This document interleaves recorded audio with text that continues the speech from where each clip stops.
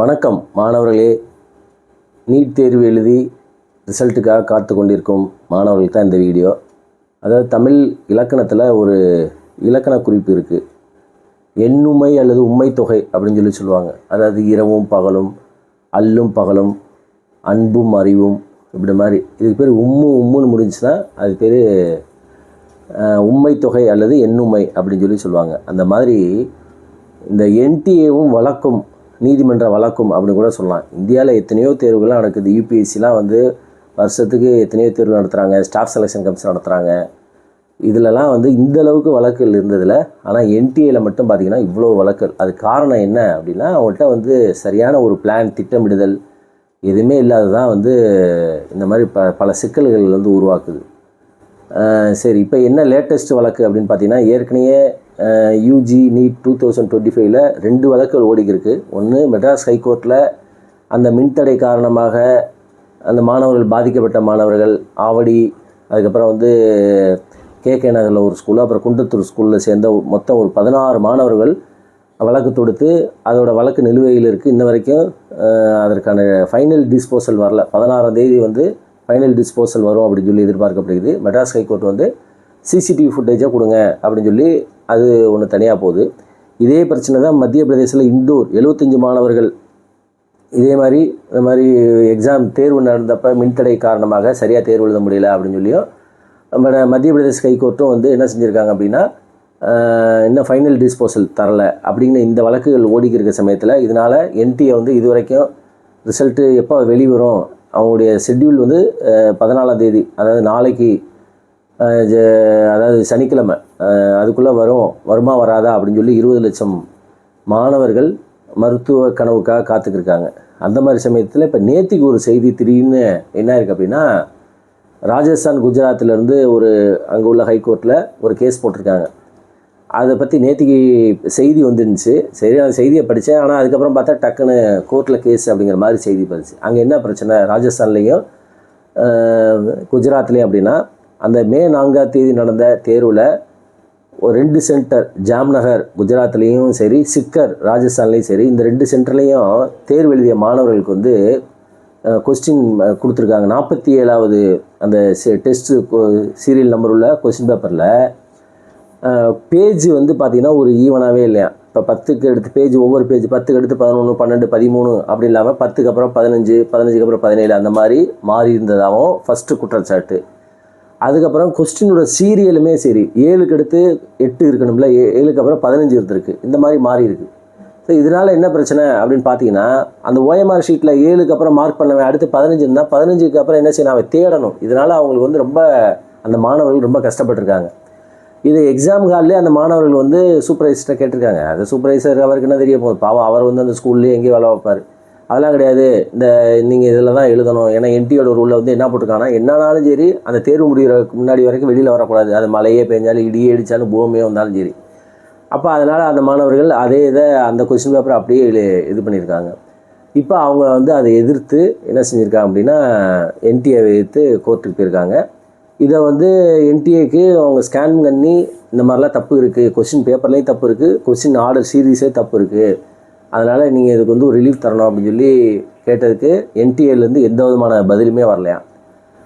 அதுலேயும் என்ன சொல்கிறாங்க அப்படின்னா, கொஸ்டின் புக்லெட் நம்பர் 48ல் ஒரு கேள்விலாம் எல்லா இதுலேயுமே சொல்லுது. அந்த இப்போ செய்தியில் ஒரு கேள்விலாம் ஜேஇ மெயின்ஸ் ஃபிசிக்ஸில் கேட்கக்கூடிய கேள்வி லெவலில் அந்தளவுக்கு அட்வான்ஸாக கேட்குறாங்க. இது எதுக்கு மெடிக்கல் எக்ஸாமினேஷன், மெடிக்கல் தேர்வுக்கு ஏன் ஃபிசிக்ஸில் உள்ள அவ்வளோ ஒரு அட்வான்ஸான ஒரு கேள்வி கேட்கணும் அப்படின்னு சொல்லி கூட என்டிஏக்கு ரெப்ரசன்ட் பண்ணியிருக்காங்க. அதுக்கு என்டிஏ தரப்பில் சொன்ன பதில் என்ன அப்படின்னு பார்த்தீங்கன்னா, எல்லாமே ப்ரெஸ்கிரைப்டு சிலபஸில் தான் நாங்கள் கேள்வி கேட்டிருக்கோம், எதையுமே அவுட் ஆஃப் சிலபஸ் இல்லை அப்படின்னு சொல்லி என்டிஏ அதிகாரிகள் பதில் சொல்லியிருக்கிறதாகவும் அந்த செய்தி வந்திருக்கு.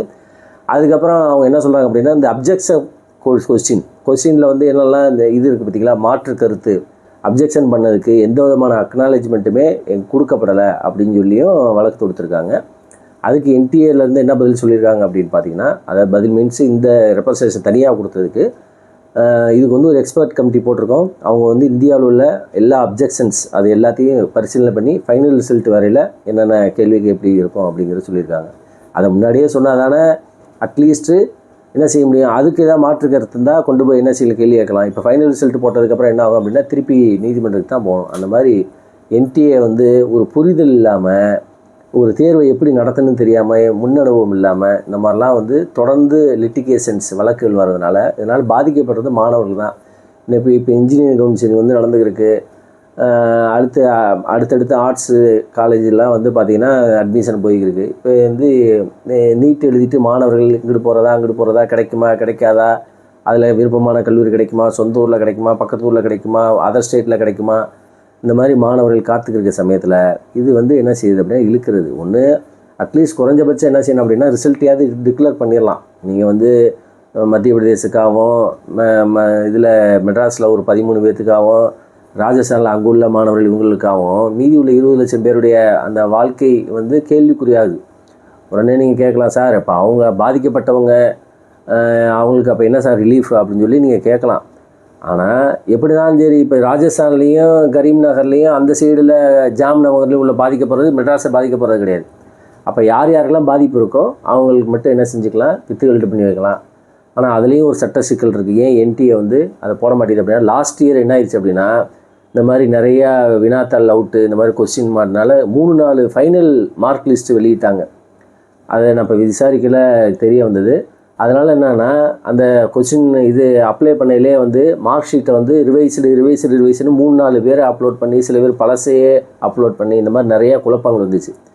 அதுக்காக தான் இந்த முறை வந்து தமிழ்நாடு மெடிக்கல் செலெக்ஷன் கமிட்டி என்ன பண்ணாங்கன்னா, நீ வந்து மார்க்கை அப்லோட் பண்ணவே வேணாம், நீ நம்பர் மட்டும் கொடு, நான் வந்து என்டியோட இதில் எடுத்துக்கிறேன் அப்படிங்கிற மாதிரி கொண்டு வந்துட்டாங்க. இது ஒரு நல்ல ஒரு மாற்றம்னு வச்சுக்கோங்களேன்.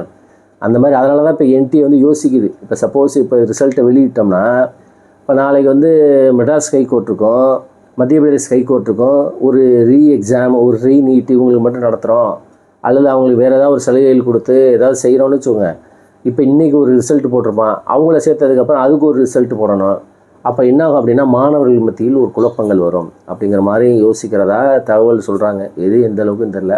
ஆக மொத்தம் வந்து வழக்குகள் வந்து நீண்டிக்கிட்டே இருக்கும். இதற்கு வந்து ஒரு முக்கியமான பிரச்சனை, முக்கியமான தீர்வு என்ன அப்படின்னா, உடனடியாக இப்போ ரிசல்ட் போட்டோம்னா அடுத்து இதாகிடும். இப்போ அடுத்து வேற ஒருத்தர் ஒன்று தூக்கிட்டு வருவாங்க.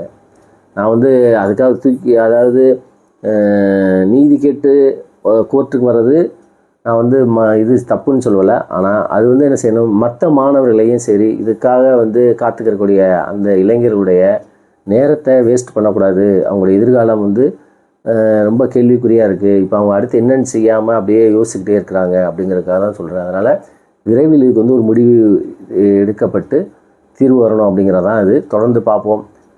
இது பற்றி வேறு ஏதாவது அப்டேட் இருந்துச்சுன்னா கண்டிப்பாக நான் வந்து அப்டேட் பண்ணுறேன். இதுதான் வந்து நீட்டை பொறுத்த மட்டும் இப்போ உள்ள லேட்டஸ்ட் அப்டேட் வந்து பார்த்திங்கன்னா, அங்கே குஜராத் ராஜஸ்தான் ஹைகோர்ட்டில் வந்து ஒரு வழக்கு தொடுக்கப்பட்டிருக்கு. இந்த மாதிரி கொஸ்டின் புக்லெட்டில் சீரியல் நம்பரு தப்பாக இருந்ததாகவும் கொஸ்டின் சீரீஸ் தப்பாக இருந்ததாலும் இதுக்கு என்ன நீதிமன்றம் சொல்ல போகிறாங்க, என்டிஏ தரப்புலேருந்து என்ன சொல்ல போகிறாங்க அப்படிங்கிறத. ஏன்னா இதெல்லாம் வந்து ரெக்கார்ட் ப்ரூஃபாக உள்ளது, இதை வந்து மாற்ற முடியாது. ஏன்னா சொல்லலாம் என்ன இப்போ இதனால் என்ன ஆகும், கொஸ்டின்லாம் ஒன்றும் தப்பு கிடையாது அப்படிம்பாங்க. ஆனால் அதில் வந்து அந்த பாயிண்ட்டு ரொம்ப ரொம்ப முக்கியமான கொஸ்டின் சீரியல் வந்து இப்போ 7ஆம் நம்பர் கொஸ்டின்ஸ்க்கு 7 மார்க் பண்ணுவீங்க, அடுத்து 8ன்னு நினச்சி சப்போஸ் தப்பாக மார்க் பண்ணிட்டீங்கன்னா என்ன ஆகும், அப்போ கண்டிப்பாக அந்த பையனுடைய இதாகும். அவனுக்கே வந்து ஒரு கன்ஃபியூஷன் வரும்.